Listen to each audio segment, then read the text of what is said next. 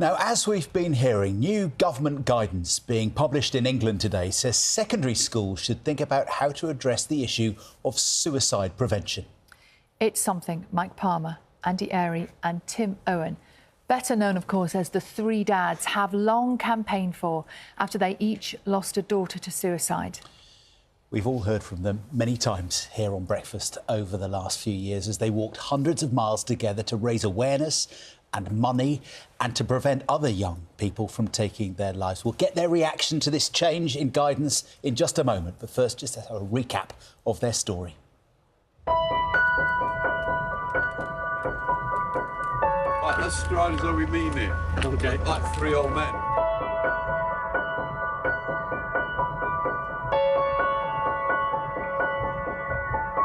Words can't express what we feel like. Everything stops. This thing carries on. You don't lose it. We switched the life support off on the Sunday, and that's where our devastation just absolutely continued. She had the world at her feet, but lockdown was coming, and we think lockdown played a huge part in this.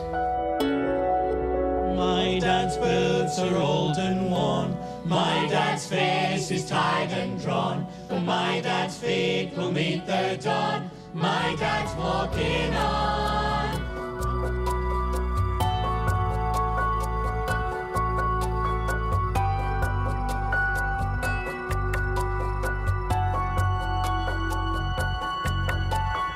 Talking about suicide prevention is a really important thing.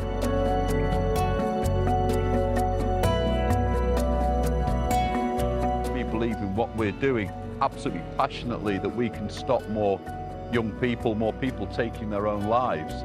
Suicide isn't inevitable, that there are ways to reach out. Three Dads are still here and we'll keep campaigning.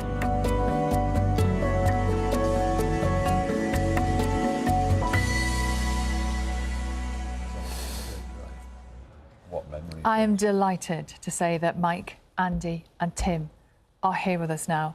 Morning, lads. Morning. This is a really different day, isn't it? Yeah. Normally you come in here with a really specific message that you want to share, and today you come in with that message having been listened to and a huge moment of recognition for you. Watching that, how was that for you all? It's emotional, wasn't it? It is emotional. It's emotional to realise we've been going for three and a half years of working with the government, campaigning with the government, meeting ministers, meeting various officials, and to have it actually across the line now and us be listened to, and not just us, loads of other people as well. It's incredible. Beth, Sophie and Emily are very much on our minds with, today. Yeah. It was all for them. And you got the change for them. Well, we didn't choose to come down this route, we would never have met, would like to have never met. Yeah. But, for that awful decisions that our girls made just changed the direction of our lives completely. And when we came together, that realisation that we could actually make a difference was quite a revelation. Yeah. And the more we did and the more encouragement we got, we just couldn't stop. And it's been quite amazing where it's gone, where we've physically been across the country, and the various offices we've sat in and people that we've spoken to. And at times it felt like, beyond bashing your head against a brick wall, it just felt immovable. But it just shows that if you persevere and just keep asking the same simple questions, you can actually make some progress. What difference will the news today make? What's the change that you hope it brings? Other families, so many other families don't have to go through this awful grief. They don't have to lose loved ones to suicide. We wish we could, wave a magic wand and no one would go through it, but we do believe it would make a huge difference by getting upstream. You said that you'd been in touch with the government. You've been in touch with successive governments, haven't you? I'm trying to work out how many prime ministers you've dealt with over the years. Three, but two mainly. We met two prime ministers and all the officials around them, and secretaries of state, and in both when in power and then shadow secretaries and stuff. So there's been lots and lots of people we've met. So when you got the phone call or the email or however it came to you saying we're going to change the guidance to schools in England, suicide awareness and prevention will be part of the curriculum. When you finally got that? It was when we met the Prime Minister and Secretary of State on the 1st of July. That's when they went through it in detail with us. So you were told then, were you?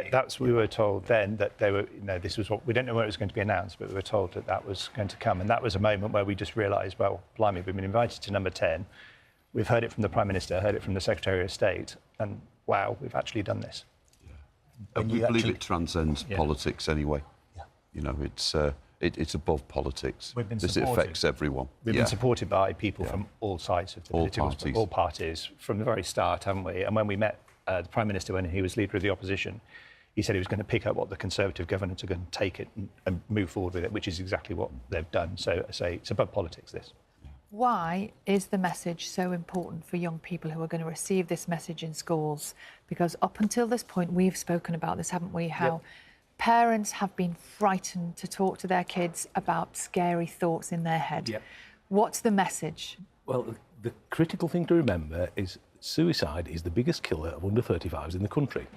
So it's not road traffic accidents, it's not knife crimes, it's not drugs, it's suicide. So from our point of view, if that's the biggest risk, surely we've got to talk to them about it. But you've got to talk about them safely. With schools, you seem to be an easy place for us to start because a curriculum is actually written down, and if it's written down the curriculum that schools should talk about suicide prevention, that's a great start. But I think the message that we would like to send out this morning, this is to parents, is they need to think about it. All parents need to think about it because this is the biggest risk to your young person's life. And it is a scary thing to talk about, but there is help out there. You know, if you look on Papyrus Prevention of Young Suicide's website, there's a great help and advice page specifically aimed at parents to say, if you're worried, this is what you can ask, this is what you can talk about.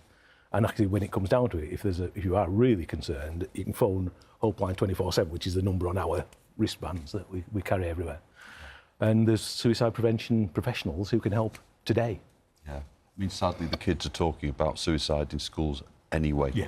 You know, the cat's out the bag. You know, this is why we need to talk to them about it in a controlled, age-appropriate way, you know, and a positive way as well. They're dealing with it, they know about it, but we can give them these life-saving skills. They'll carry those skills into adulthood, into parenthood.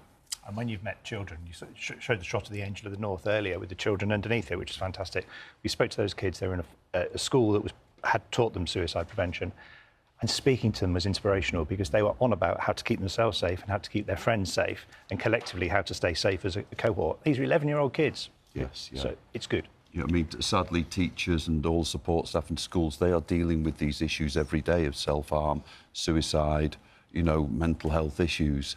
You know, we need to empower them as well to be able to, you know, to recognise this because it's a huge pressure on them since they're not being trained to deal with these issues themselves. We've all, at home and here, but, you know, watched in awe as you've walked and you've campaigned so hard.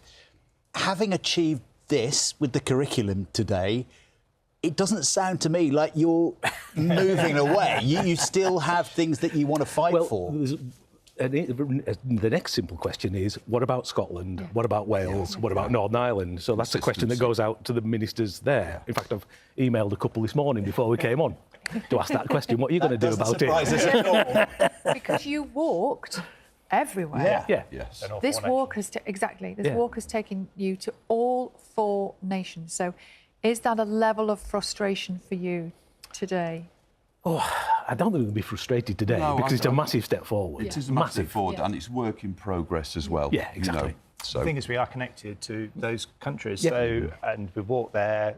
It's all positive that's coming out of there, but it's great that England has gone across first, and hopefully the other 3 nations will follow suit. Yeah. And obviously you're very careful about how you deal with all the politics and the politicians. But would it be fair to say that from the various emails you send out to the different nations that you expect similar things to happen in Northern Ireland and Scotland and Wales? It makes sense. Yeah. It makes sense. Imagine being a parent in Scotland, Wales or Northern Ireland today how are you going to think that actually England have changed the curriculum to deal with this biggest risk to our young people's lives? Why has our country not done that? Yeah, if you live in Gretna, just over the border from us in Cumbria, their curriculum is different now to ours. So their children will not be being talked to about suicide prevention.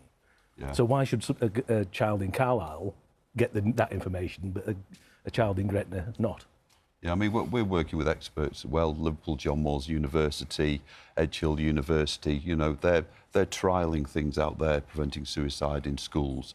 You know, there's amazing things being written by a lady called Nina Smith, who's done a suicide prevention strategies within schools and things.